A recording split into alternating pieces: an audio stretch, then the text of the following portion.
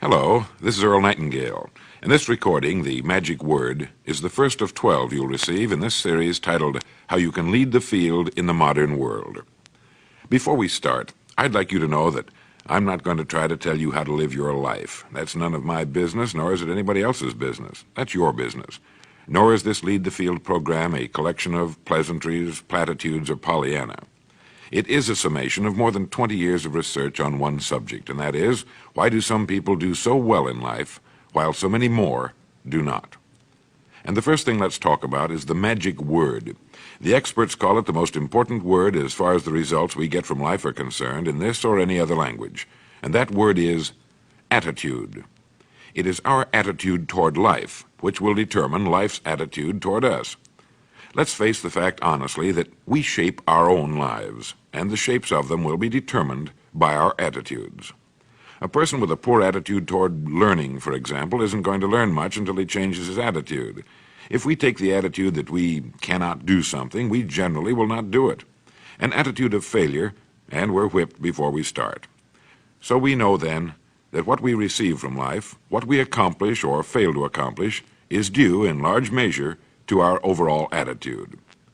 William James of Harvard University put it this way: "The greatest discovery of my generation is that human beings can alter their lives by altering their attitudes of mind."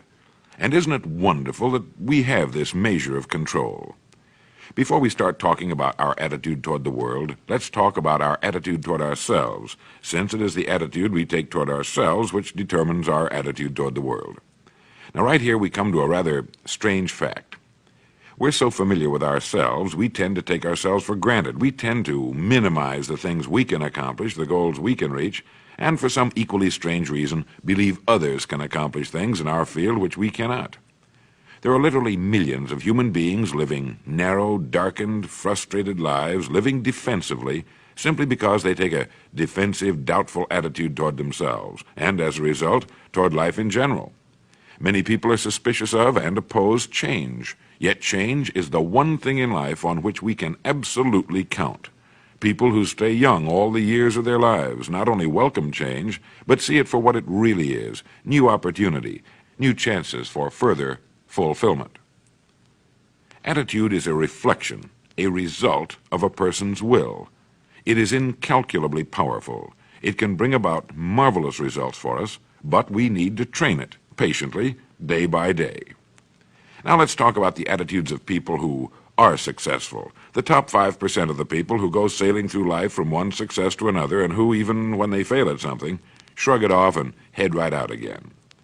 No matter who the person is or what he does, men and women in sales, business executives, people in all the professions, wives and mothers, students, top people in the armed forces, public servants, men and women in the service of religion, working men and women in all fields of endeavor, wherever you find a person doing an outstanding job and getting outstanding results, you will find a person with the right kind of attitude.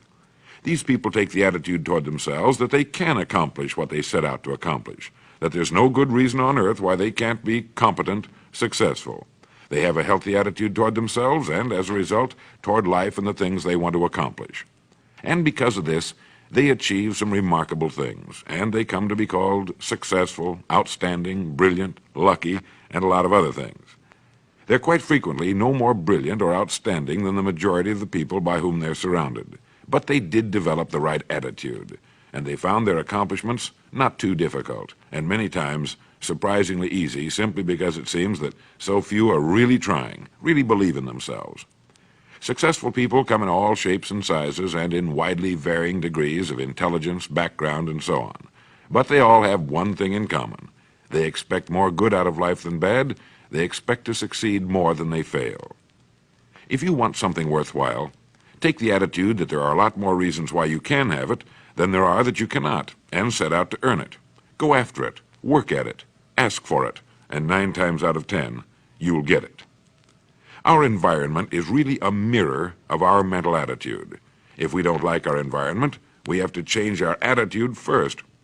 Now, the world plays no favorites. It's impersonal. It doesn't care whether we change or not. Adopting a good, healthy attitude toward life doesn't affect the world and the people in it nearly as much as it affects us. It would be impossible to even estimate the number of jobs which have been lost, the number of promotions missed, the number of sales not made, the number of marriages ruined by poor attitudes. But you can number in the millions the jobs which are held but hated, the marriages which are tolerated but unhappy, all because of people who are waiting for the world and others to change toward them, instead of being big enough and wise enough to at least make a test which will prove beyond any shadow of a doubt where most or at least a big part of the trouble lies. Studies made of the lives of literally thousands of successful people have shown that they radiate confidence, assurance, they expect success, and they get success. You can spot these people by the way they walk, by the way they look and act. You can feel it about them when they enter a room. They may be short and fat, or tall and thin, or any combination in between, but they have about them the attitude of success. In the record Greener Pastures, I'll get into this next statement, but right now I want you to realize, if you don't already, that in 5 years or less, you can get right to the top of the work you're now doing. I know this, but the important question here is, do you know this? The minute you do know it, you'll have this right attitude I'm talking about. The easiest and most effective means of forming a good attitude habit is to begin to act as though you have a good, positive, expectant attitude toward life. That's right. Begin right now to walk, act, and look as though you belong to this group. If you're already in the top 5%, you'll know what I mean. If you've never tried it, you'll be amazed at what happens. Actions trigger feelings, just as feelings trigger actions. Now, let me tell you of a little test you can make which will prove beyond any shadow of a doubt that a good attitude can change a person's life as dramatically as walking from a darkened room into the bright, clear light of day. Not long ago, I read a line which went, "Life is dull only to dull people." This is true, but it also could have read, "Life is interesting only to interesting people," or "Life is successful only to successful people." Now, what I'm trying to say is that you must first become, mentally, from an attitude standpoint, that which you wish to achieve. A famous restaurateur was being interviewed by a reporter who asked, "When did you become successful?" He replied, "I was successful when I was sleeping on park benches, because I knew what I wanted to do and that I would do it." In short, his attitude had been one of success, of expecting success, long before the material, the tangible rewards of success had been earned. We'll get into this particular phase of Lead the Field in record number 3, A Worthy Destination. But for now, remember that a person must act, look, and because of these things, feel successful before the success he seeks can come. Chances are you know people who seem to be what others call lucky. All kinds of good and wonderful things seem to happen to them, and they give the impression of happily sailing through life, having a wonderful time, and getting more accomplished in a year than most people do in 5. This has been figured out fairly scientifically, and if anyone will conscientiously go about the test I'm going to recommend, and stay with it every day for the next 30 days without fail, that person can join this small, happy, and extremely productive group of people. He'll find himself becoming lucky, as they say, and most of his problems will pretty well take care of themselves. Of this you can be sure. The results will be nothing short of amazing. Now, it makes no difference how good a person's attitude has been in the past. Anything can be improved upon, and it's the small refinements upon something already good that makes it great. So here's the test. For the next 30 days, act toward the world, everything and everyone with whom you come in contact, with the attitude which represents the kind of results you want to achieve. That is, if the result you want is more success in what you're doing, act as though you are already in possession of the success you seek. If you want others to treat you with admiration and respect, treat others with admiration and respect first. Have you ever stopped to think of this? Every human being on earth is the most important human being on earth as far as he or she is concerned. You may never get anyone to admit it, but it's a fact. So for the next 30 days, treat every person with whom you come in contact as the most important person on earth, remembering as you do so that as far as that person is concerned, he is. Now, the reason I say treat everyone in this fashion is mainly because this is the way human beings ought to treat each other, and because it will help you form a habit that will bring you amazing and delightful results for the rest of your life. Have you ever noticed that the higher you go in any organization of value, the nicer the people seem to become? You see, the bigger the person, the easier it is to talk to him, to get along with him, to do business with him. Do you know why? It's because he's got a good attitude, and people with the best attitudes just naturally gravitate toward the top. So for 30 days, act toward others and the world at large in exactly the same manner you want the world and others to act toward you. Treat your wife or husband as the person he or she really is, the most important person in your life, and the same with the children. Carry out into the world each morning for 30 days the kind of attitude you would have if you were the most successful human being on earth. And notice how it quickly develops into an habitual attitude. When a person does this, he should realize he has already placed himself on the road to what he seeks. He is right now in the top 5% of the people in this or any other country. He has prepared the ground and planted the seed. He has made of himself a magnet, an embodiment of that which he seeks.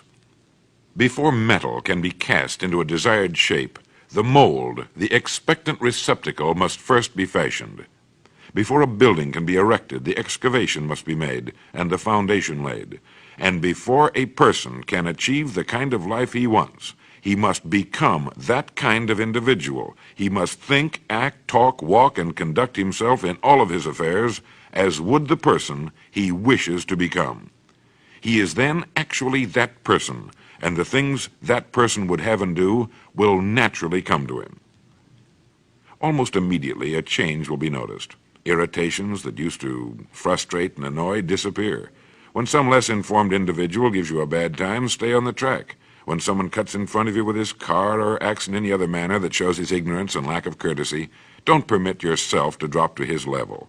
Pity him, for that's what he really deserves. That's the very group a person doesn't want to belong to, and if he acts like them, well, let's face it, he belongs with them. There's nothing in the world that men, women, and children want and need more than the feeling that they're important, that they're needed and respected. They will give their love, their affection, their respect, and their business to the person who fills this need. So the magic word is attitude.